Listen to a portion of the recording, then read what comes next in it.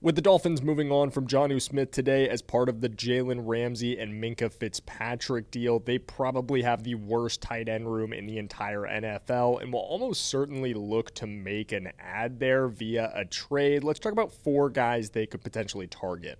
Starting with the Raiders' Michael Mayer. He's an old regime draft pick at this point, considering the Raiders have really overhauled things with Pete Carroll and John Spytek coming in, and they've also drafted Brock Bowers in the time since, who's obviously burst onto the scene as one of the best tight ends in the NFL, making Mayer pretty expendable.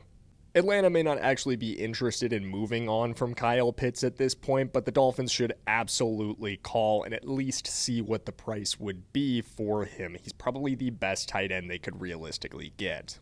Not a huge downgrade from Kyle Pitts, though, is Cole Kmet. The Bears drafted Colston Loveland 10th overall this year and could potentially move on from Kmet, although they may want to have as many weapons as possible for Caleb Williams. Lastly, and in my opinion, maybe the most likely candidate to actually get moved here is Mark Andrews from the Ravens. They've had Isaiah Likely from Coastal Carolina break out big time over the last couple years. He just keeps getting better and better, and Mark Andrews is fading at this point and has a big contract that they could save a lot of money on if they moved him.